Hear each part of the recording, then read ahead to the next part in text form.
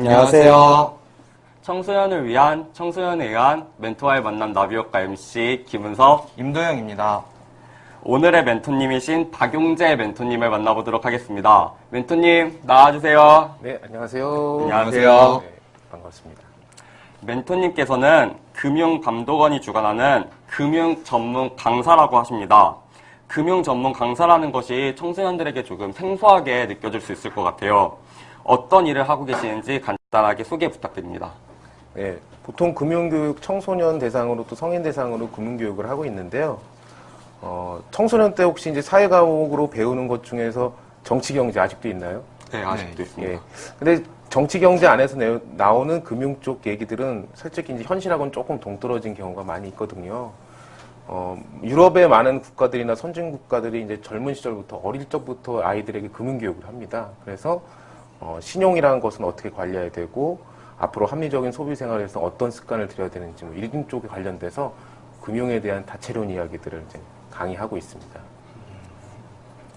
그럼 멘토님의 타임라인을 보며 더 자세한 이야기 나눠보도록 하겠습니다. 네. 그러면 박용재 멘토님의 타임라인에 대해서 먼저 한번 보도록 할게요. 이제 첫 번째 있었던 키워드가 방황이라고 하셨는데, 왜 방황이라고 처음에 이렇게 하셨는지 그 이야기가 되게 궁금합니다. 예, 여러분들 지금 이제 대상들이 고등학생들 주로 대상이죠. 10대들을 위한 방송 맞습니까? 네. 그때 제 모습을 곰곰이 생각을 해봤는데요. 이 두 가지, 이 키워드 딱 하나가 맞는 것 같아요. 방황. 예, 그리고 하나 더 말씀드리자면 좌절. 예. 방황과 좌절. 예. 그 당시에 저희 집이 부모님끼리 이제 많이 아웅다웅 하시던 그런 시절이었는데요. 예. 실제 그래서 집에 이제 안정되지 못하다 보니까, 공부도 좀 등한시했던 것 같고, 친구들 사이에서 놀면서 실질적으로 내 꿈보다는 그냥 현실에 그냥 하루하루 그냥 살아가는데 급급했던 것 같아요. 그래서 그 당시는 정말 그냥 남들이 대학을 가니까 공부를 해야 되고, 남들이 학교를 가니까 가야 되고, 그런가 보다라고 생각을 했었고, 우리가 생각하는 뚜렷한 꿈이나 목표 같은 게 전혀 없었던 것 같아요. 그런 10대를 지냈습니다. 근데 경제학과를 넣으셨다고 하셨는데, 그럼 네네. 경제학과에 들어가게 된 계기가 어떻게 되시는지 궁금합니다. 경제학과에 들어간 계기도 특별하게 내가 경제가 마음에 들거나 그 학문이 좋아서가 아니라, 제가 과학을 잘 못했어요. 과학은 정말 못했는데 적성 검사를 한번 해봤는데요. 근데 사회과학은 잘하더라고요. 그리고 수학을 잘했거든요. 그러니까 적성 결과에 사회과학 쪽에서 경제학과, 경영학과 이쪽이 나오더라고요. 적성 예. 결과이군요. 그래서 이제 제가 생각한 건 그때 큰 도움을 받긴 했는데 물론 들어가 보니까 그게 맞긴 하더라고요. 근데 어쨌든 간에 그 당시에는 내가 뭐 이런 큰 꿈이 있어서 간 게 아니라 성적에 맞춰서 학교를 정하고 그 다음에 과도 내가 적성이 이쪽이 맞으니까 그냥 이게 맞겠다라고 싶어서 이제 선택했던 것 같아요. 그렇게 예. 이제 방황한 10대를 보내고 나서 네. 이제 다음은 IMF라고 되어 있었는 이제 키워드가 나와 있는데요. 어떤 일이 있었는지 이야기를 듣고 싶어요. 대학교를 졸업하고 나서 이제 대학교 1학년을 마치고 나서 바로 군대를 가게 됐습니다. 학점이 예상했던 것과 같이 아주 좋지 않았어요. 그리고 이제 거의 뭐 이제 올 F의 학점을 받다 보니까 부모님께서 영장을 갖고 오시더니 조용히 이제 군대를 가줘야겠다라는 식으로 더 이상 등록금을 대줄 수가 없다라고 아버지께서 근엄하게 말씀하셔서 제 기억으로는 95년도 6월이었던 것 같아요. 그때 진짜 친했던 친구들 3명과 같이 입대를 하게 되죠. 입대하고 나서 정말 생고생을 했습니다. 전방에 가서 연천군에 가서 오지 가서 그냥 전혀 이제 몸으로만 때우는 일들만 이렇게 2년 반 동안 하다가 나와서 꿈을 안고 이제 제대를 했죠. 제대를 하면 우리가 이제 고생을 했고 이제 2년 동안 그렇게 많이 규칙적인 생활에 단련이 됐기 때문에 새로운 의지와 힘이 생기거든요. 딱 이제 제대를 해서 그때 유행했던 게 한참 우리 친구들이 어학연수를 많이 갔었어요. 어학연수. 제대를 제가 8월 달에 딱 했는데 한 2달인가 있다가 바로 IMF가 터져버려서 어학연수가 무산이 되고 그때부터 이제 실제로 가시가 기울기 시작했습니다. 아버지가 건축업을 하셨는데 그때 다 부도가 나버렸어요. 그래서 이후로 3년은 제가 벌어서 다녔죠. 대출을 받거나 벌어서 다녔던 시기였고 그래서 IMF 전후로 해서 IMF 이전에는 그래도 부모님들이 케어해주고 좀 돌봐주었던 삶이라고 하면 IMF 이후로는 스스로 뭔가를 찾아나가야 되는 시기였다고 생각을 해요.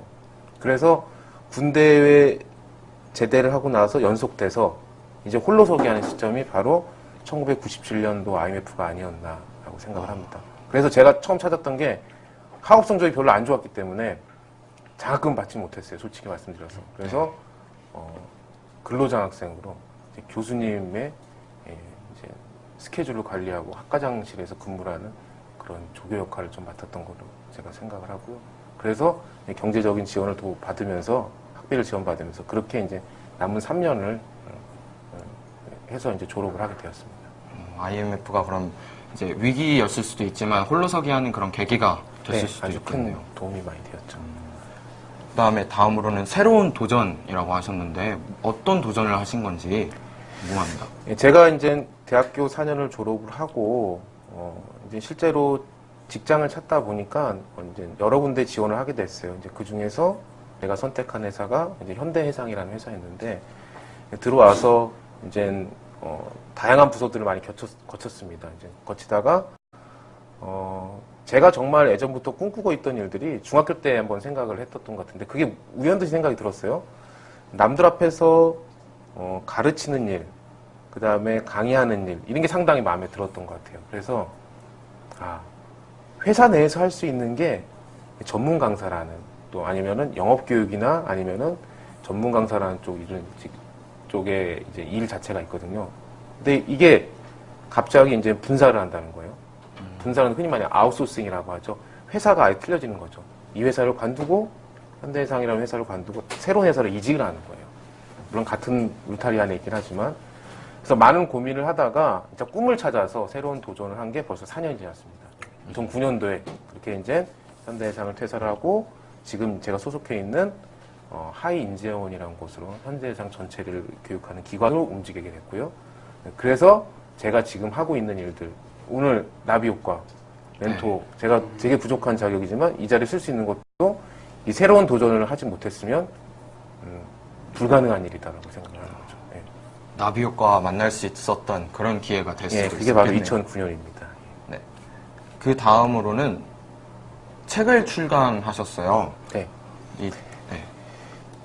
제가 그때 직급으로는 대리대 이동을 했어요. 네. 그래서 지금은 이제 직급으로는 과장인데 그래서 선임연구원이라고 하는데 그냥 현대해상에서 이전 직장하고 똑같이 일한다고 하면 여기 온 이유가 없을 것 같아요. 왜냐하면 큰 조직에 있다가 작은 조직으로 이동할 때는 큰 조직에서 해줄 수 없는 것들이 있거든요, 분명히. 그런 불편함과 약간의 그런 부분들을 감수를 해야 되는데 그렇다고 하면 내가 여길 왜 왔느냐라고 생각을 했을 때 일단은 회사 발전에 도움이 되는 것도 마찬가지지만 첫 번째지만 두 번째로는 개인적으로도 정말 연구원답게 내가 이 금융교육이 됐던 아니면 강의가 됐던 아니면 교육기획이나 진행이 됐던 간에 좀 탁월해야겠다는 생각을 했었고요. 가장 잘할 수 있는 게 뭘까? 그래서 제가 이제 투자 쪽, 금융투자 쪽에 좀 많이 공부를 했던 터라 기회가 됐습니다. 기회가 돼서 우연찮은 기회에 초보 작가에게 이제 기회가 주어져서 작년이었죠. 작년 8월에 이제 책을 이제 제가 1년 동안 집필 과정을 거쳐서 2012년도 8월에 계약을 하고 2013년도 8월에 책을 출간을 하게 됐습니다. 그래서 또 다른 새로운 세계가 열렸죠. 왜냐하면 뭐 책 출간한 게 대단한 건 아니지만 그래도 제가 또 책을 출간하지도 않고 그냥 평범한 사람이었다면 또 오늘 또 이 자리에 나오기도 좀 어려웠지 않을까라는 생각을 해서 저한테 새로운 기회를 열어준 또 중요한 계기가 됐다고 생각을 합니다. 근데 또 무슨 멘토님께서 출간하신 책이 무슨 책인지 궁금한 학생들이 되게 많을 것 같아요. 무슨 책인지 간단하게 소개해 주실 수 있나요? 여러분들은 지금 안 읽어도 되는 책인데요. 수익률의 새빨간 거짓말이라는 책인데 이건 보통 우리 직장인들 대상으로 많이 금융투자를 하시고 많이 재테크를 한 걸 하시는데 실패하시는 분들 내가 왜 실패할 수 밖에 없는가라는 부분들을 좀 명확하게 알려주고 금융투자에 대한 부분들을 되게 권장하기보다는 조금 이런 부분은 조심해서 이런 마인드를 가지고 투자를 해야 된다라는 것들을 알려주는 책입니다. 그래서 기존에 좀 투자를 한 1년에 해보신 분들에게 맞춰진 책이라고 보시면 될 것 같고요. 더불어서 금융적인 지식도 얻을 수 있도록 이렇게 좀 책 구성을 했습니다. 또 이 책이 주식 뭐 금융 부분에 1위 했다는 것도 제가 한번 본 적이 있었어요. 아, 정확히 조사를 하신 것 같은데요. 작년이죠. 나온 지 딱 한 달, 잠깐이었습니다. 예, 말씀드린 건. 2013년 9월에, 이제, 오프라인 쪽이 하면, 보통 대표로 명사는 이제 교보문고고요. 그다음에 온라인 쪽은 예스24인데, 거기서 이제 주식 그 증권 분야 서적으로, 전문 서적 분야로 해서 어쨌든 간에 한 달 동안 1등을 했었던 기억이 납니다. 예. 되게 직장인으로서 이렇게 책 출간까지 해서 하기가 되게 힘들었을 것 같아요. 네, 그럼 다음 타임라인을 한번 볼게요. 지금 현재는 이제 청소년 금융 전문 강사 하이인재원 선임연구원으로 하시고 계시는데요. 혹시 지금 하시는 일 중에서 뭐 좀 재밌었던 에피소드나 청소년 금융 뭐 전문 강사를 하시면서 했었던 에피소드가 혹시 있으면 하나 말씀해 주실 수 있을까요? 예, 청소년 금융 전문 강사도 하고, 이제 뭐 일반 직장인들이나 저희 회사 내부 대상으로 해서 이제 금융 쪽에 강의도 하고 있는데요. 제가 이제 요번 주죠. 요번 주에 이제 얼마 전에, 이제 아이들 위탁해서 이제 그 케어해주는 그 기관에 가서, 고등학생들 앉혀놓고 강의를 했었었는데요. 되게 인상 깊었습니다. 이 친구들은 바로 대학교로 가기보다는 이제 취업을 하고 90%가 이렇게 나간다고 해요. 그래서 안타까웠던 게 뭐냐면 그 선생님이 저한테 와서 강의 전에 이런 얘기를 해주시는 거예요. 나가면 바로 사기당하는 케이스가 너무 많대요.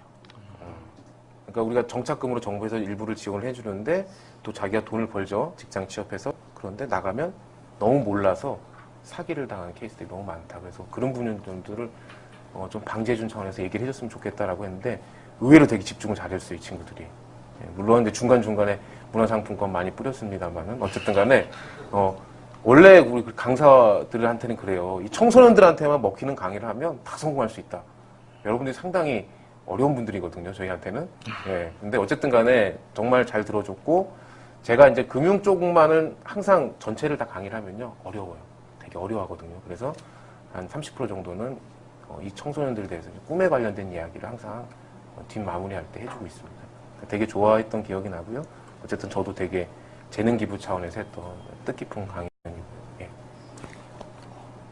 그 다음에 궁금한 건 이제 멘토님의 다음 계획, 멘토님의 미래에 대해서 되게 궁금해요. 멘토님이 계획하시고 계신 그런 미래나 뭐 그런 것이 있을까요?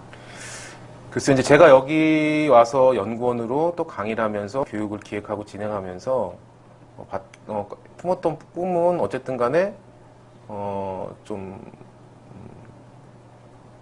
잘 나가는 강사가 되고 싶다라는 꿈이 컸던 것 같아요. 좀 속 시원하게 우리 용어로 말씀드리면. 근데 지금 많이 바뀌었습니다. 그건 아니고요. 교육이라는 것 자체가 누구를 가르친다는 얘기가 진짜 앞에 쓰는 것만큼 그냥 단순히 쓰는 일이 아니라 너무 이렇게 힘든 일 같아요.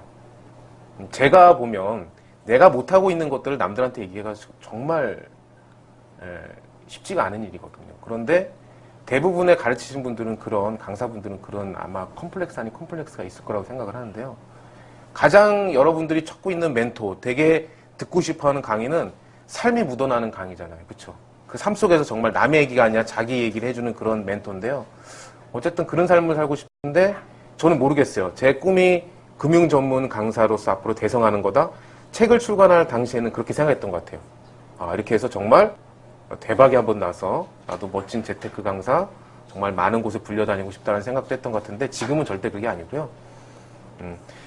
지금은 내가 교육 일을 하고 있고 강의를 하고 있기 때문에 여기에 충실하고요. 그 다음에 앞으로의 내 미래는 제가 생각하고 있는 꿈을 오늘 처음 여기서 말씀드리면 저는 이제 노인들을 케어하고 교육하는 사업을 한번 해보고 싶은 꿈이 있습니다.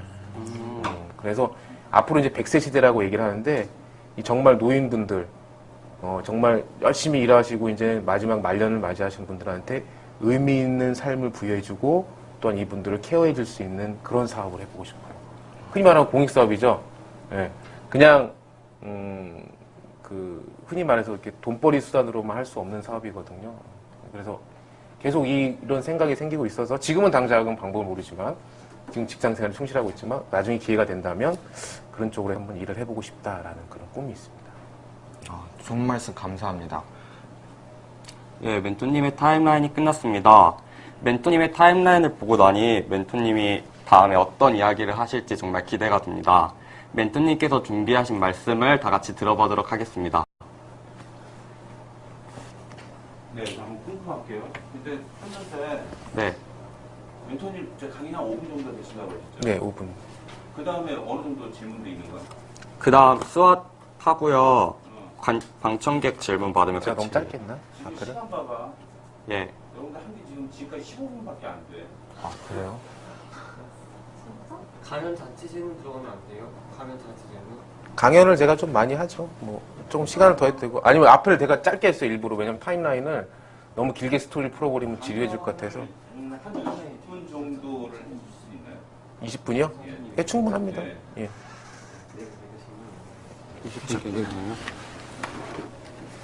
하면서 질문을 하면 할 수 있어요. 질문 많이 받을게요. 그게 나을 것 같아요. 강연은 한 15분 정도 한번 생각을 해보고요. 아 근데 이거 거기다 갖다 놓으면 살짝 쳐질까요? PDF 바로 해줄게. 그럼 웃어라 그런 식으로. 그럴래? 재밌는 것 같아. 너무 많아. 여기 뭐야, 강사님 PPT는 나중에 따로 소개할 거지, 편집할 때. 네. 오케이. 자, 그러면, 강연으로 바로 제가 넘길게요. 이걸로 그냥 이걸로 예. 예. 자, 들어갈게요. 자, 셋. 자, 이거 화면 처음 하면, 여기서 시작할게요. 네. 예. 자, 들어가겠습니다. 셋. 그 MC 한 번만 딱 한 번 쳐줘. 세게 쳐줘 한 번. 네. 지금요? 그 마이크에 소리가 들어가게. 지금요? 자, 셋, 둘, 하나. 큐. 예, 미니 강연인데요. 오늘 제가 재테크 전문 강사이기 때문에 재테크에 대해서 오늘 좀 여러분들한테 알려드리는 시간 갖도록 하겠습니다. 제가 이제 책에서 쓴 재테크의 공식이 있어요. 이거를 엠프트 함수라고 이름을 지었습니다. 한번 같이 해볼까요? 엠프트. 엠프트. 예, 엠프트. 그래서 우리 함수 배우셨잖아요.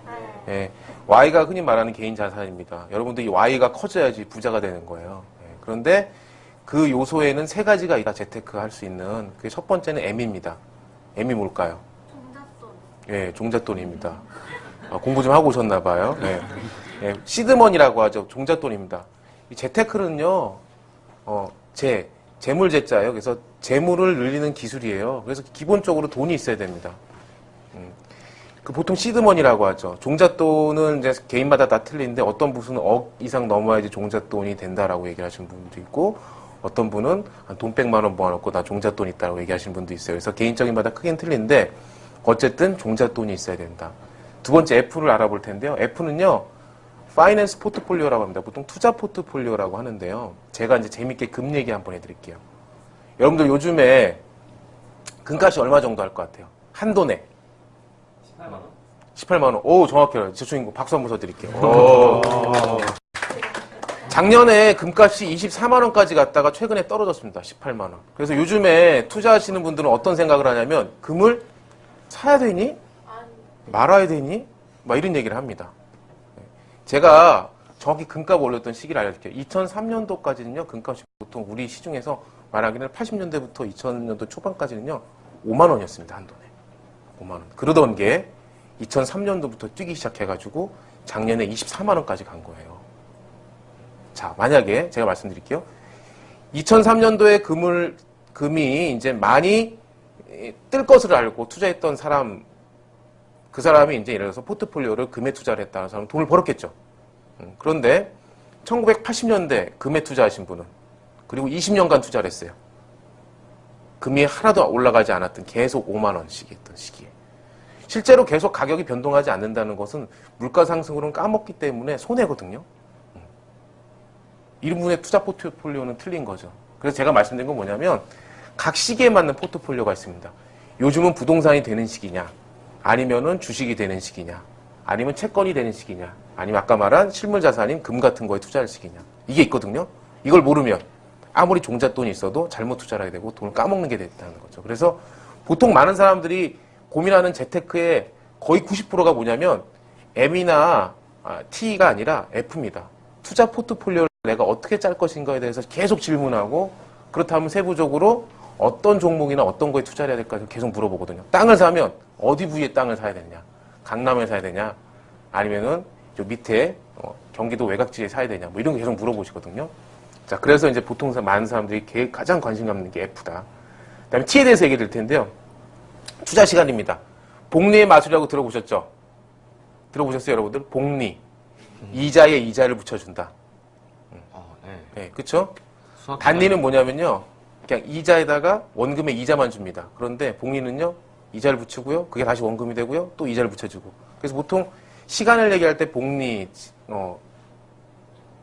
이 투자 시간의 뭐 마술 이렇게 얘기를 하는데요. 어쨌든 간에 이 세 가지 요소가 없으면 재테크라는 건 불가능합니다. 그럼 제가 여러분한테 한번 질문을 드려볼게요.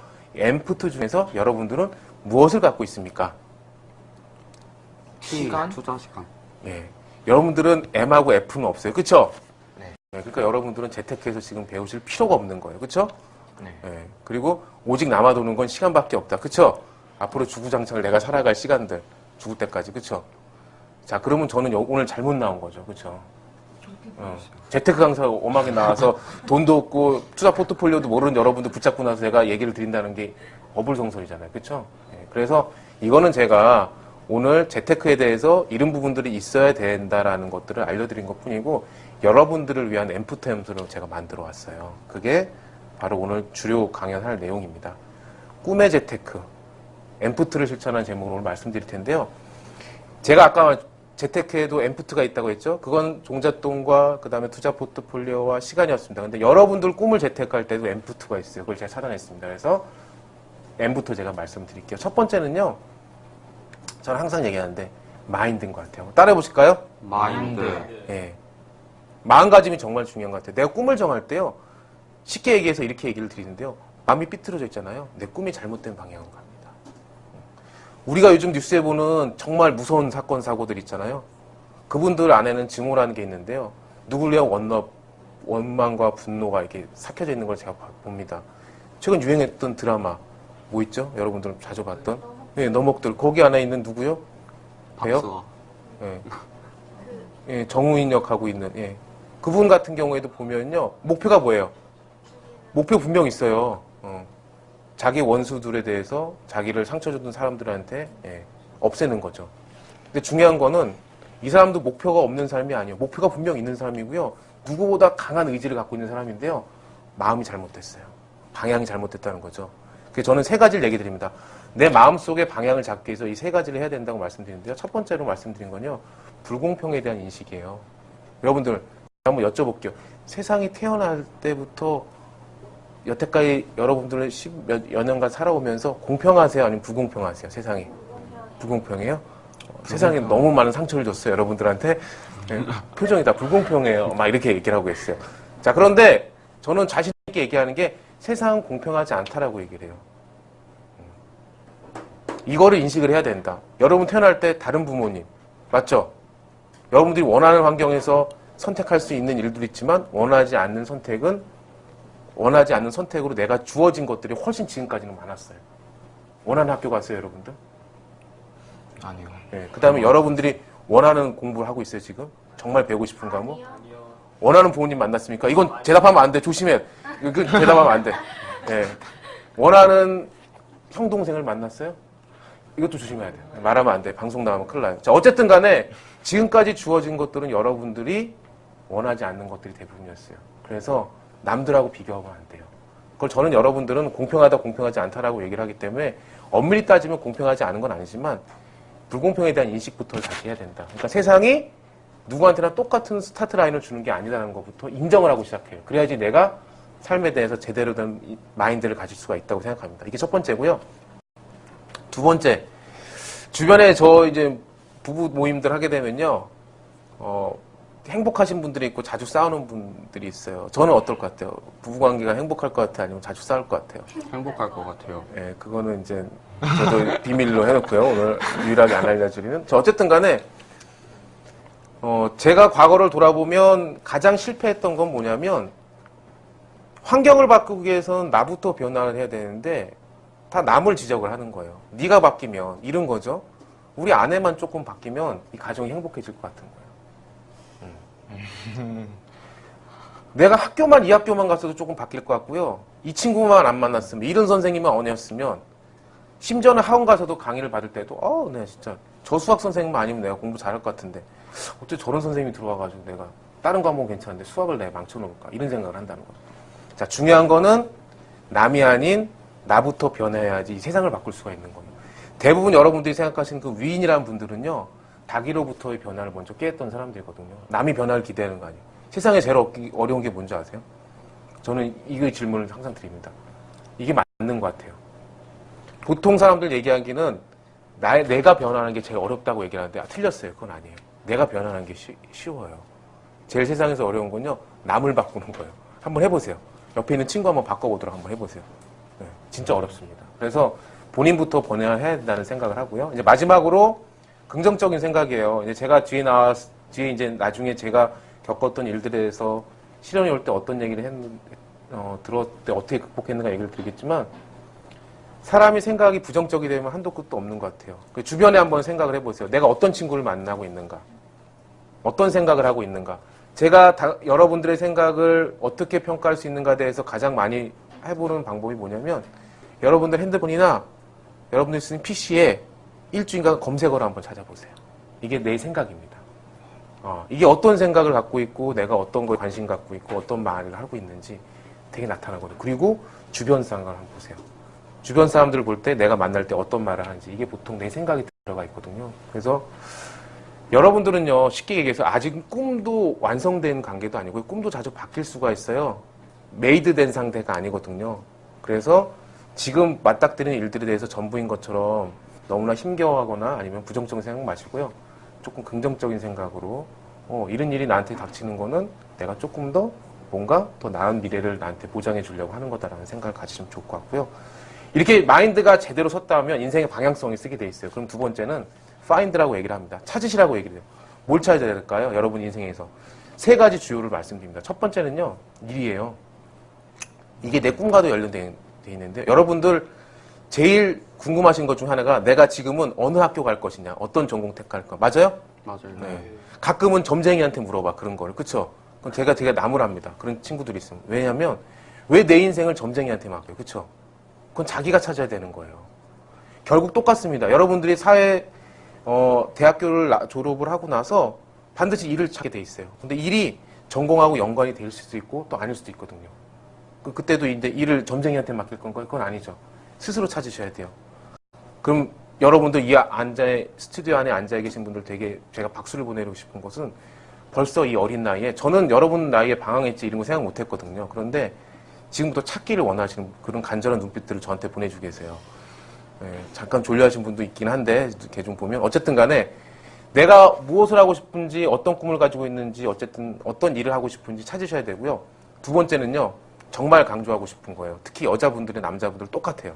배우자를 잘 만나야 됩니다. 제 목소리에 약간 한이 서려 있나요? 아니죠? 잘 만났기 때문에 이런 얘기를 드릴 수 있는 건데, 어쨌든 간에 내 일생에 있어서 같이 가는 동반자를 따져보세요. 부모님이랑 살아가는 기간은 얼마죠? 여러분들? 양육을 받고 도움을 받고 부모님들한테 경제적 지원을 받고 대학 졸업할 때 길어야지 25년. 그렇죠? 집에 얹혀 산다. 직장 다니면서도. 늦게까지 결혼 안 하고. 길어야 30년. 그럼 여러분들 평균 수명이 요즘 몇 살일 것 같아요? 180? 네? 아니 80. 예, 지금은 84세 정도 되는데요. 앞으로 이제 15년만 지나면 평균 수명이 거의 100세에 달하는 시대, 100세 시대가 온다고 얘기를 하거든요. 예. 그러면 앞으로 부모님과 살아날 날이 30년이고 살아갈 날이 몇 년? 70년 정도 되는 거죠. 누구랑 살아가요? 배우자랑 살아가요. 예, 배우자랑 살아갑니다. 어떤 분은 자녀랑 살아간다. 자녀는요, 또 20, 30년 지나면 또 떠나가게 돼요. 그럼 내 평생을 같이 살아가는 사람은 누구예요? 배우자. 배우자. 예.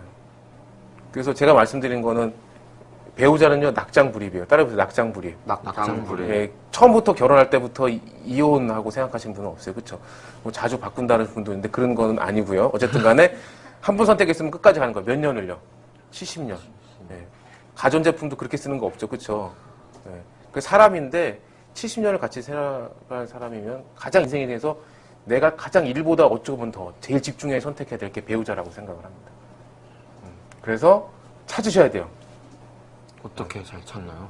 많이 만나봐야죠. 저는 많이 만나보라고 합니다. 많이 만나봐야 돼요. 정말 많이 만나보고 가장 중요한 거는 나의 가치관을 공유할 수 있는 분들을 만나야 돼요. 오늘 잘못하면 연애학 특강을 하기 때문에 짧게 말씀드리면요. 최근에 이제 제가 방송에 나오면서 차인표 씨와 신혜라 부부로 두 분을 봤어요. 이 두 분은요. 취미 활동이 봉사하고 기부 활동하는 거예요. 재능 기부. 맞죠? 네. 잘 모르세요, 여러분들?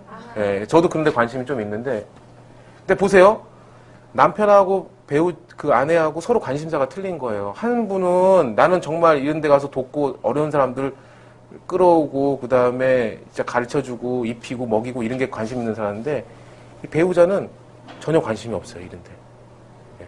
그냥 내 삶의 목적이 우선이고, 그 다음에 다른 관심은 내가 뭐, 다른 작품 활동이나 일하는 거에 관심이 있어요. 우리 여러분들 남을 도와주니까 착하고 남을 안 도와주니까 나쁘고 절대 이런 관점으로 바라보면 안 돼요. 두 사람의 지금 공통분모, 그러니까 생각하는 가치관 자체가 틀린 거예요.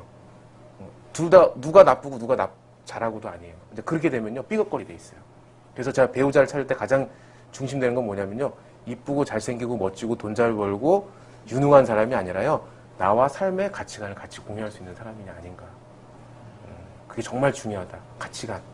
삶의 가치관. 그래서 그런 것들은 여러분들이 많이 만나보시면 찾을 수가 있어요. 마지막으로 말씀드린 게 사명인데요. 뭐 사명하면 뭐 거룩하게 우리가 뭐 종교에서 이제 우리 목회를 하시는 목사님이나 뭐 우리 스님들이나 뭐 이런 분들이랑 받는 거 그게 아니에요. 일을 하는데 사명을 갖고 있는 분들하고 사명을 갖지 않은 분들하고 제가 비교를 해서 말씀드릴게요. 제 주변의 이야기인데요. 한 친구는 의사입니다. 성형외과 의사예요. 돈을 많이 법니다. 거의 제 연봉, 1년 연봉을요, 막 한 달에 벌어버릴 때도 있어요. 코만 하러 왔는데요, 막 눈까지 얘기를 합니다. 상담을 받아요. 턱도 한번 깎아보라고 얘기를 하고요. 어쨌든 이렇게 상담을 잘하고 그 사람들이 원하는, 이런 시술을 잘 해주면 돈을 상당히 많이 버는 직업이에요.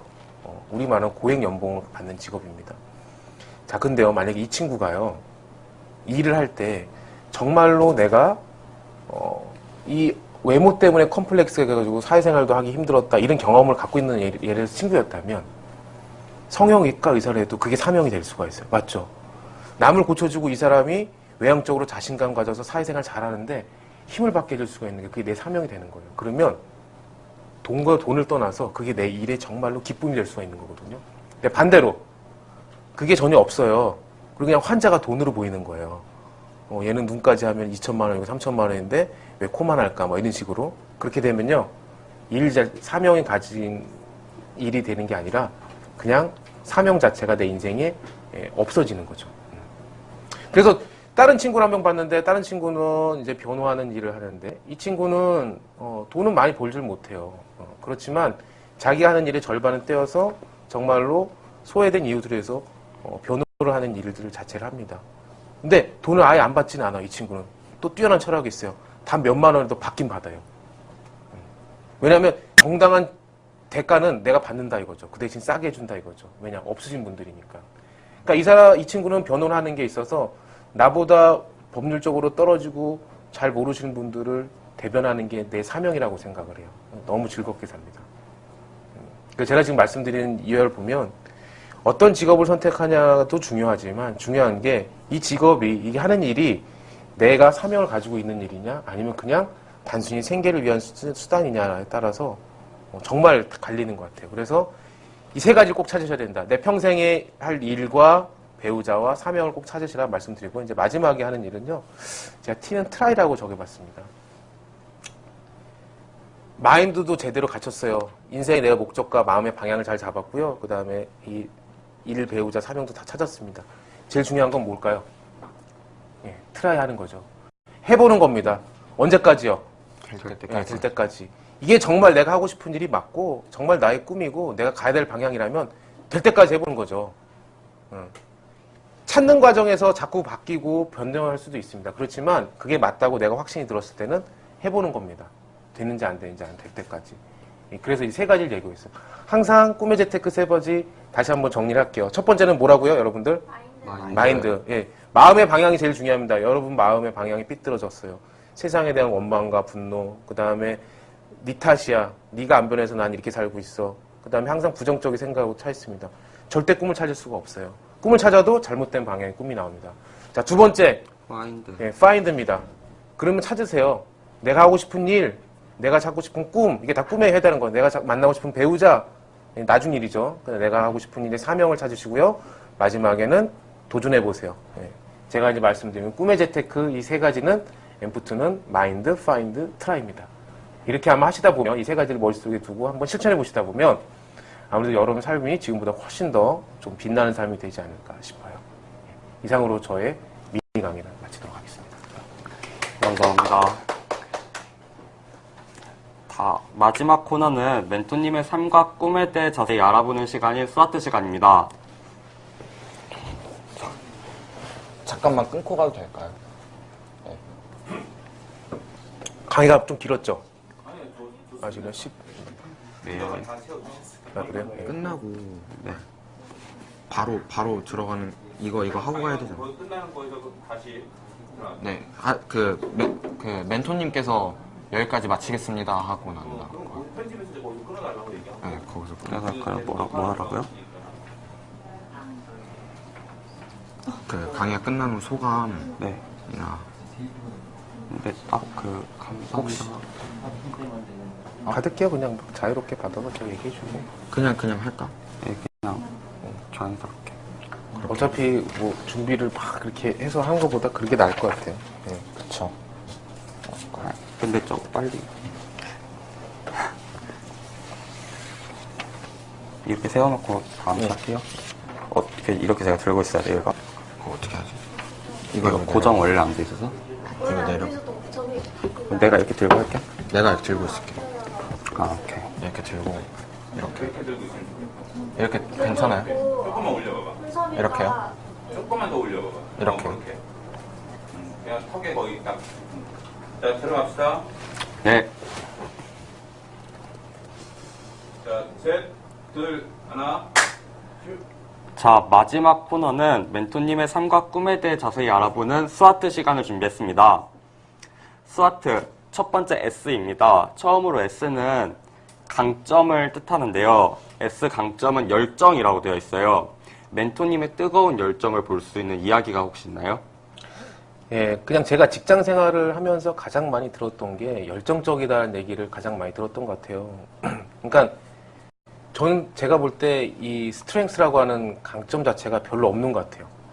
예, 그렇다고 해서 자신감이 많이 떨어진 자존감이 없거나 그렇지는 않은데 그냥 남들한테 가장 많이 듣는 얘기, 나에 대해서 가장 평가하는 사람들이 하는 얘기들은 어떤 일을 하든 되게 몰입하고 열정적으로 하더라. 맡겨주면은 거기 안에서 진정성이 많이 느껴지더라. 그런 얘기를 많이 하거든요. 그래서 제가 말씀드릴 수 있는 거는 일을 하는 데 있어서 가장 중요한 게 저는요. 진실하고 성실하고 얘기를 드려요. 그러니까 어떤 일을 할 때 내가 대할 때 정말로 아까 말씀드렸지만 의사 얘기 드렸지만 환자를 대할 때 진실로 대하는 의사가 있고 그냥 건성으로 그냥 내 일로 대하는 사람들이 있거든요. 여러분도 아세요 그런 것들이요. 그렇죠?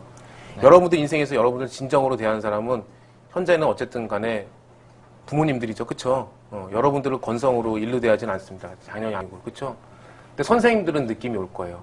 우리를 정말로 우리가 올바른 방향으로 가기를 원하는 선생님들을 만났을 때 여러분들이 받는 느낌과 아닌 때의 느낌. 그렇죠? 그건 분명 여러분들이 갖고 있을 텐데 이제 그런 느낌을 줄 수 있도록 가장 진실되게 하고 중요한 건 이제 성실하게 하는 거죠. 그게 제가 이제 한 단어로 표현하자면 열정인 것 같습니다. 그거 하나로 여태까지 버텨온 것 같아요. 예, 많은 단점들을. 예. 뭐 질문 없어요? 이렇게 해서. 네, 다음은 약점 W입니다. 약점 W는 끈기라고 하셨어요. 책을 내신 분께서 끈기가 약점이라고 하시니까 좀 의아하거든요, 저는. 네. 정말 끈기가 없으시다고 본인이 생각하십니까? 예, 저는 끈기가 없는 걸로 유명한 달인입니다. 예, 몰이 3개월 이상 배워본 적이 없습니다. 예. 어렸을 때도 그랬던 것 같아요. 태권도, 피아노, 주산, 또 뭐 있죠? 여러분들 자주 가는 학원들? 한 학원. 피아. 심지어는요, 고등학교 때 독서실도 제가 2달 이상을 못 다녔습니다. 중요한 건 한 군데. 저랑 똑같으시죠? 네.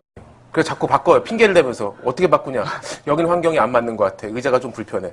딴 데로 가고요. 또 딴 데로 갑니다. 정말 끈기가 없어요. 예, 직장이 되고 나서는 최근에. 저도 조명이 너무 뜨거워서 독서실을 바꿔본 적이 있어요. 그래요? 직장이 되고 나서는 이제 골프를 배웠는데, 골프도 이제 역시나 이제 한 달 만에 때려쳤습니다. 최근에 다시 시작을 했는데, 한 5년 만에. 어쨌든 간에 나는 왜 이렇게 끈기가 없을까? 뭘 하면 진드감치 하는 게 없을까라는 그런 자기 비하가 옛날에 좀 마음속에 있었던 것 같아요. 자, 그런데 제가 책을 출간하면서 이런 것들 진짜 많이 극복을 했는데요. 책은요, 이제 계약을 합니다, 보통. 탈고하는 날짜가 있어요. 계약을 하는 거죠. 계약은요, 보통 돈이 오고 갑니다. 그쵸? 돈을 많이 벌지는 않아요. 오해하지 마세요. 그렇지만 어쨌든 계약금을 받고 제가 받은 만큼의 또 의무를 다해줘야 되기 때문에 과연 할 수 있을까라는 걱정했는데 어쨌든 간에 믿음 가지고 1년간 했더니까 되더라고요. 그럼 제가 이제 생각을 한 게, 이제 맨 끝에 제가 말씀드리겠지만 잘못 생각했구나. 우리가 때로는 약점이라고 생각하는 게 있는 게 실제 내 약점이 아닐 수도 있다는 생각을 하나 했거든요. 그래서 그 얘기는 조금 이제 마무리 때 다시 한번 말씀드리도록 하겠습니다. 네, 그러면 끈기에 대해서는 마무리 때 다시 한번 얘기해보는 걸로 하고요. 다음은 기회입니다. 기회를 사람으로부터라고 써주셨어요. 무슨 이야기인가요? 예, 책에서도 읽고 제가 좋아하는 선배한테도 듣고 뭐 여러분들한테 들었던 얘기인데요. 그분들이 항상 가르치는 말씀이 네가 어떤 기회를 잡고 싶냐. 그래서 성공하고 싶냐. 그래서 흔히 말해서 정말 유명해지고 내가 이름을 남기고 싶냐. 그런데 중요한 건 그 모든 기회는 사람으로부터 온다라는 얘기를 들었어요. 근데 그게 제가 살아보니까 짧게 살았지만 맞는 것 같아요.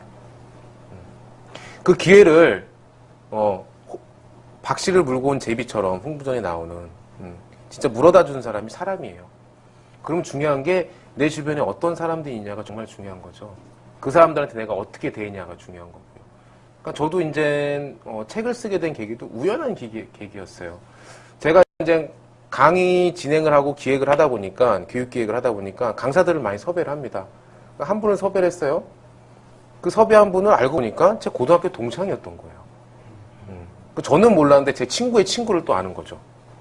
정말 성심성의껏 잘했습니다. 이 친구가 강의도 잘했고 또 제가 또 이 친구한테 할 수 있는 건 최선을 다해서 어쨌든 간에 많은 기회를 주려고 노력했고 또 많은 정보와 또 피드백을 줬습니다. 이 친구가 그걸 되게 고마워하는 거예요.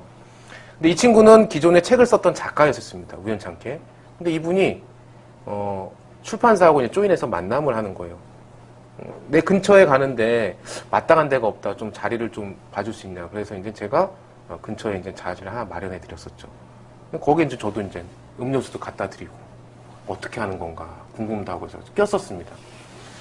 근데 마지막에 이 친구가 저한테 한 얘기가 뭐냐면 자기네들 얘기를 한 3, 40분 했죠. 어떤 책을 쓸 것이냐, 어떤 기획 의도를 갖고 있냐. 마지막에 저를 소개하면서 출판하시는 기획하시는 그 편집장님께 저를 소개하면서 이 친구도 책을 쓰고 싶은 마음이 있는데요. 한번 받아보시죠라고 얘기를 하는 거예요. 그게 우연한 기회가 됐습니다. 그래서 이제 어째 편집장님은 립서비스였을지는 모르지만 한번 줘보시죠. 그렇게 해서 제가 10장짜리 페이퍼를 드렸던 게 기회가 돼서 그 다음 주에 계약을 하게 됐어요. 기회가 정말 운으로만 되는 건 아니군요. 네. 그러니까 중요한 게 우리가 다 운이라고 생각하지만 그 운을 물어다 주는 사람도 있던 거죠. 그럼 내가 그 사람한테 정말 내 위치에서 항상 최선과 진실을 다했냐. 그게 정말 중요한 것 같아요. 그러면요. 그 사람이 저를 또 도와주게 돼 있거든요. 근데 그걸 바래서도 안 되고요. 그건 정말 우연찮게 진짜 오게 되는 기회인 것 같아요. 그래서 중요한 거는 내 기회는 사람으로부터 온다. 그러니까 내가 어떻게 사람들한테 대하냐가 정말 중요하다라고 말씀드리고 싶어요.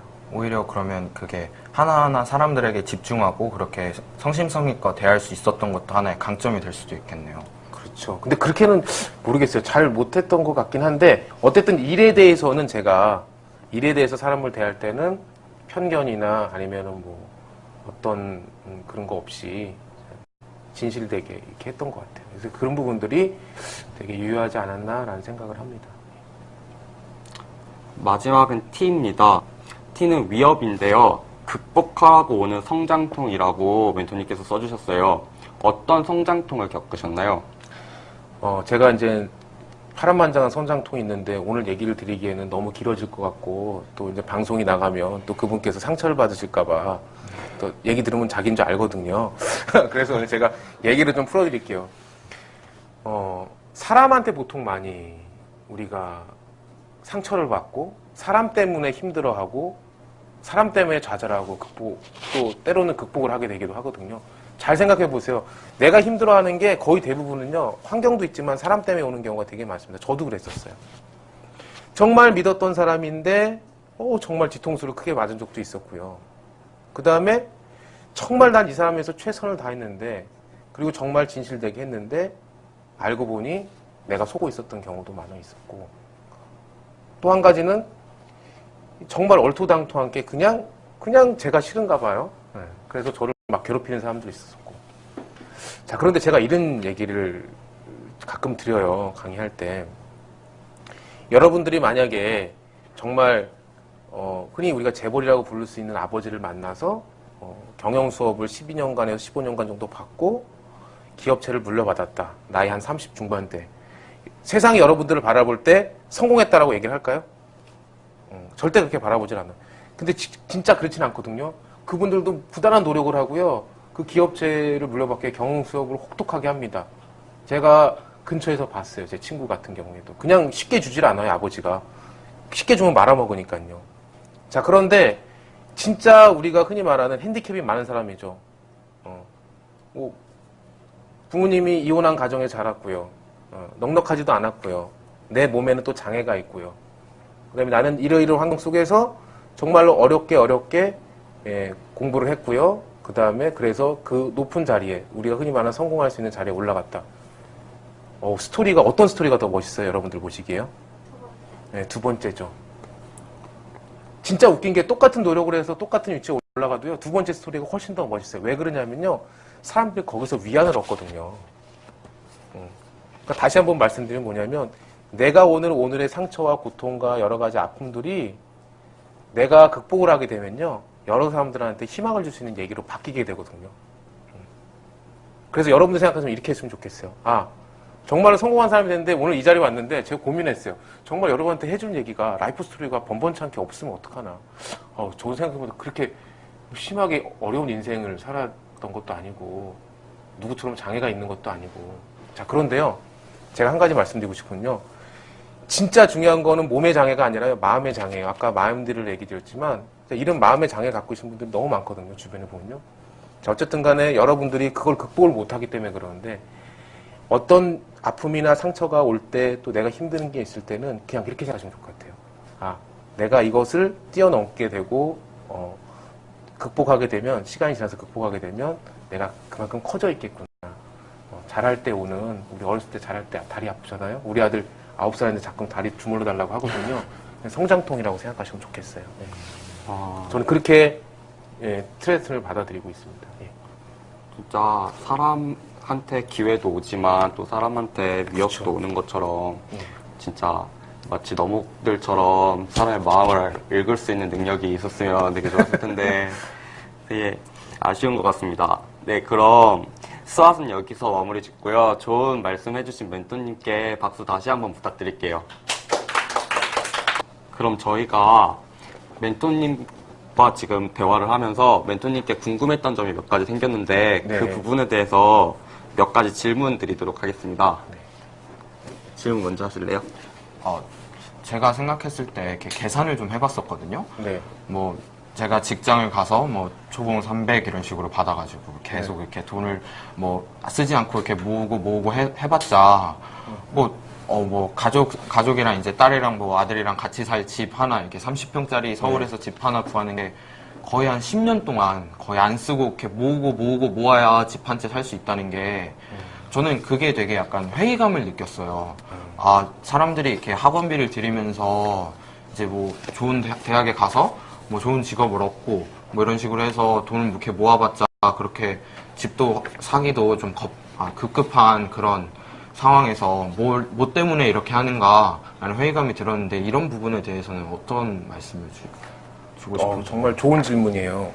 제가 부모님한테 들었던 두 가지가 있어요. 항상 들었던 저 여러분만한 시절 때. 첫 번째는 뭐냐면 서울대 연고대를 가라. 예, 흔히 말하는 스카이 대학을 가서 흔히 말해서 우리가 말하는 공무원이나 판검사가 되지 않으면 대기업에 들어가라라는 얘기를 했었고요. 두 번째로 어떤 얘기했냐면 직장 들어가니까 빚을 내서라도 뭐부터 사라? 집부터 사라라는 얘기를 했어요. 근데 두 가지 얘기를 지금 오늘 아침에 어머니랑 통화하고 왔는데 제가 들으면 어머니 그 두 가지 얘기가 다 틀렸습니다. 사회가 많이 바뀌었어요. 그래서 제가 어떻게 얘기 드리고 싶냐면 첫 번째로는 우리가 말하는 흔히 여러분들 위 선배들이 만들어 놓은 아니면 부모님들이 그려놓은 스펙트럼 그 성공의 길은 여러분이 앞으로 겪어갈 길하고 전혀 다르다고 생각하시면 좋겠어요. 좋은 학교를 나와서요. 좋은 데 취직을 해서 좋은 배우자를 만나서 평범하게 살아가는 인생 이게 정말 멋있을 것 같지만 진짜 그렇지 않은 사람들 너무 많고요. 제가 이제 고등학교 졸업한 지 나이가 이제 거의 40을 바로 앞두고 있으니까 20년 정도 지났는데 공부 잘했던 친구들이 희망을 드릴게요, 여러분들한테. 지금 보면 제일 행복한 것도 아니에요. 행복은 성적 순위는 아닌 건 맞아요. 근데 중요한 건 어느 정도 기본적으로 공부를 해줘야지 내가 대학교 가서 많은 사람들을 보고 많은 경험들을 하고 선택할 수 있는 그 정도의 눈은 생기죠. 그래서 아예 공부를 못하는 게 아니라 우리가 말하는 진짜 인류대학 갈 수 있는 수준에 가지고 있던 친구들하고 그렇지 못했던 친구들하고 평범한 대학교 간 친구들하고 삶의 질이 성적 순대로 나지는 않더라는 거죠. 제일 중요한 거는 그 친구가 어떤 마음을 가지고 살아가냐가 정말 중요한 것 같은데요. 아까 중요한 질문이었어요. 한 가지 답을 드리면 앞으로는 집값은 많이 떨어질 거예요. 제가 재테크 강사이기 때문에 걱정하지 않으셔도 돼요. 여러분들이 장가가고 집 살 때는 집이 아주 싸고 좋은 것들이 많이 나올 테니까 여러분들은 그 걱정 안 해도 되는 세대에 살 것이다. 저는요, 그 걱정하는 세대에 집을 사서 어떻게 해요, 지금요? 집을 빚 갚기 급급한 시대에 살고 있고요. 여러분들 시대에는 집이 남아돌아. 그러니까 걱정하지 마, 집 문제는. 이해가시죠? 제일 중요한 게 돈을 쫓는 사람이에요. 돈을 쫓고 내가 하고 싶은 일보다는 남들이 그럴싸하게 봐주는 내 인생. 내 인생의 주인공은 누구예요? 나잖아요, 내 무대에서. 왜 남한테 보여주기 위한 인생을 사냐 이거죠. 부모님이 내 인생을 대신 살아줄 거예요? 아니거든요. 부모님이 대신 살아줄 것도 아니고 남이 친구가 살아줄 것도 아니에요. 결국 내 인생은 내가 사는 건데 중요한 거는 내가 어떤 생각을 가지고 내가 어떤 것을 바라보고 있냐가 정말 중요한 것 같아요. 그래서 첫 번째, 너무 먼 미래는 걱정하지 말아라. 지금 걱정해야 될 것은 여러분들이 어떤 분야를 선택해서 어떤 걸 배워볼까에 대한 걱정만 하시면 돼요. 따라보세요. 어떤 걸 배워야 할까? 어떤 걸 배워야 할까? 어떤 사람을 만나야 될까? 어떤 사람을 만나야 할까? 주변에 친구를 포함해서요. 자, 이것만 고민하세요. 딴 건 고민하지 마시고 그 이후는요. 먼 이후 일은 걱정하지 마시고 뜻이 있으면 다 길이 있습니다. 그래서 그렇게 생각하시면 좋을 것 같아요. 그래서 부모님이 제시한 패러다임도 아니고 여러분들이 패러다임 스스로 만들어 나간 거고 오늘같이 이렇게 먼저 앞서간 선배들의 얘기를 들어보고 멘토를 초청해서 하는 여러분들 벌써 성공한 사람들이라고 얘기하고 싶어요. 네. 그러면 멘토님께서 아까 전에 그 성형외과 의사 분 친구의 얘기를 하시면서 성공이란 어떤 것인지에 대해 간략하게 말씀을 해주셨던 것 같은데 멘토님이 생각하시는 성공 가치관에 대해서 좀 듣고 싶습니다. 많은 분들이 제가 얘기를 들어보면 책에서 하는 얘기나 그 다음에 실제로 경험하신 분들이랑 얘기는 똑같아요. 우리 죽을 때 하는 후회가 가장 깊은 게 세 가지가 있대요. 세 가지. 어떤 걸 같아요? 공부를 못했던 거. 돈을 왜 이렇게 많이 못 벌었을까? 여러분들이 지금 생각하는 거랑 저는 틀린 거죠. 또 어떤 것 같아요? 죽을 때 어떤 후회할 것 같아요? 배우자. 왜 얘기를 살았을까? 더 좋은 사람이 있었는데 왜 그때 이혼을 하지 못하고 내가 끝까지 살았을까? 이런 거 할 것 같아요? 전혀 아니에요. 예? 여행 아니에요. 첫 번째는요. 가장 가까이 있는 내 가족들, 이 친구들한테 더 많이 사랑 표현하지 못한 것을 가장 많이 후회했어요. 사랑한다고 얘기하지 못하고 그들하고 같이 함께하지 못한 것에 대해서 정말 많은 후회를 했고요. 두 번째는 뭘까요? 내가 하고 싶은 일에 대해서 용기 있게 도전해보지 못한 거. 항상 그 앞에서 고민하고 할까 말까 뒤돌아서 왔던 그런 일들. 흔히 말하는 우리 부모님들이 만들어주시는 그 스펙트럼에 의해서 그 짜여진 길에 의해서 가다가 위험한 건 싫어. 안정적인 데 취직해야지. 안정적인 길을 가야지. 뭐 이렇게 살았던 사람들의 마지막 공통된 거, 나는 인생에 있어서 제대로 된 도전 한번 해보지 못하고 이렇게 죽는구나 라는 그런. 세 번째는 뭘까요? 세 번째. 글쎄요. 어려운 것 같아요. 네. 세 번째는 용서하지 못한 것에 대해서 후회를 많이 했다고 해요. 내가 굳이 그랬을 필요까지는 없었는데 누군가를 미워하고 용서해서 내 인생으로 정말 내가 스스로에게 비참하게 만들었던 거, 왜 그랬을까라는 부분들에서 후회를 많이 했다고 합니다. 그래서 어쨌든 간에 죽는 분들이 그렇게 얘기하셨다고 하면 수년 건에 들은 얘기는 일리가 있는 얘기거든요. 그렇죠? 그래서 저는 꿈을 생각할 때 어떻게 얘기하면 첫 번째로는 제일 중요한 게 가족이에요. 여러분들 잘 생각해 보세요. 내가 오늘 부모님하고 내 형제들한테, 이 자매들한테 우리 잘 정말 성심성의껏 내가 대하고 있는가. 요즘 보면 부모님이 뭐 얘기하면 됐어 연락 짝나 막 이렇게 얘기하고, 그죠? 네? 상하지 마 이렇게 얘기하고. 근데 진짜 중요한 거는 여러분들이 진짜로 어떤 일을 선택하고 여러분들이 어떤 아픔이 오고 시련이 올 때 가장 마지막 울타리가 되실 분들이 그분들이거든요.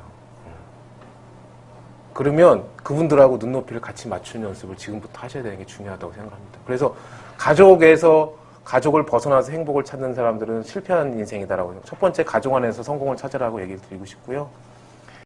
내 희생이 들어가면 안 돼요. 내가 이 일을 하기 때문에, 예를 들어서 그래요. 내가 이 일을 선택함으로써 우리 엄마 아빠가 불행해지는 일이야.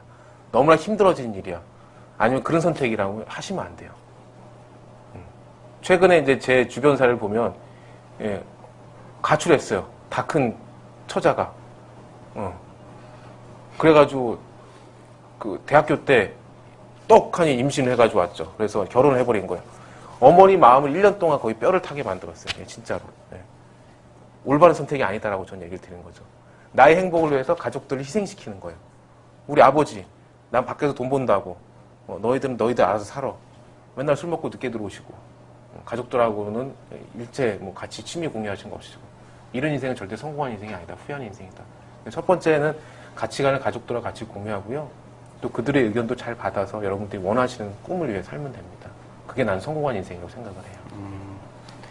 네, 좋은 말씀 감사드립니다. 그럼 이제 슬슬 마무리를 해야 할 것 같은데요. 마지막으로 멘토님께서 청소년 친구들에게 특별히 하고 싶은 말씀 있으시면 자유롭게 해주세요. 저는 여러분한테 이제 마지막으로 드릴 말씀이 원래 그런 건 없다라고 말씀드리고 싶어요. 한번 따라해 보실까요? 원래 그런 건 없다. 원래 그런 건 없다. 사람들은요, 저희한테 와서 누가 원래 그렇다라고 얘기를 해요. 세상은 원래 그런 거야. 공부해도 원래 그런 거야. 인생 살아봤자 원래 그런 거야. 너는 끈기가 없어. 원래 너는 그래. 너는 원래 공부 잘 못하잖아. 넌 특별히 보면 친구 관계도 그렇고 뭐 잘하는 게 별로 없잖아. 누군가가 나한테 와서 혹은 그냥 무심코 던지는 말로 혹은 세상이 나한테 원래 그렇다라고 얘기를 해주신 경우가 많아요. 그쵸? 절대 여러분들 그 말에 속지 않기를 부탁을 드립니다. 원래 그런 건 전혀 없습니다. 원래 그런 건 없다. 네, 원래 뛰어난 사람이 없고요. 원래 성공한 사람도 없고요. 원래 위대한 사람도 없습니다. 다 만들어지는 거고요. 자기의 꿈과 그 꿈을 찾아가는 과정에서 또 어떤 사람을 만나고 어떤 내가 도움을 받냐에 따라서 바뀔 수 있는 거예요. 그렇기 때문에 여러분들 생각하시기에 여러분들의 무한한 가능성을 믿기를 바라요. 원래 그런 건 없습니다. 혹이나 내가 오늘 가지고 있는 단점이 있다면 나는 원래 그렇지라는 생각하지 마시고요. 아니, 끈기가 없는 사람이 운동도 한 달도 제대로 못 배운 사람이 어떻게 제가 든지간치 앉아서 1년 동안의 지필 과정을 할 수 있겠어요? 원래 그런 건 없더라고요. 도전해 보시고 여러분들이 원래 그렇지 않은 삶, 남들이 봤을 때 원래 그런 거 아니라 남들이 봤을 때 반전 있는 삶, 야 쟤는 안 그럴 것 같은데 대단하다, 멋지다라는 한 삶을 살았으면 좋겠고요. 그렇게 되리라 믿습니다. 여러분들 지금 바로 앞을 보시고 사셔야 되지만 맞지만 먼 미래를 보시면 여러분들 10년 뒤에도 친구를 만나고 20년 뒤에 계속 모임들 하시거든요. 그때 모임을 상상해 보세요. 나는 이 친구들 앞에서 이런 사람이 될 것이다 라는 걸 생각을 하시면서 여러분들의 꿈을 잘 꺾어 나가시고요. 아까 말씀드린 엠프트, 마음을 잘 갖추시고 그 다음에 여러분들이 좋아하는 것을 찾으시고 끝까지 트라이하는 그런 삶을 사시기를 부탁을 드립니다. 오늘 이렇게 귀중한 시간, 부족한 저를 초대해 주셔서 멘토로 너무나 감사드리고요. 여러분들 복 받으실 거예요. 감사합니다. 네. 네, 그럼 이쯤에서 멘토님과의 시간을 마무리하도록 하겠습니다. 멘토님께 다시 한번 박수 부탁드립니다. 네, 이제 다시 새 학기가 시작되었는데요. 더운 날씨에 몸과 마음 모두 지치시겠지만 굴하지 않고 열심히 자신의 꿈을 향해 나아가는 청소년분들이 되시기를 바라며 오늘의 방송 여기서 마치겠습니다. 저희는 다음 달에 좋은 멘토님과 함께 또 찾아뵙겠습니다. 지금까지 청소년을 위한 청소년에 의한 멘토와의 만남 나비효과 MC 김은석 김도영이었습니다. 감사합니다.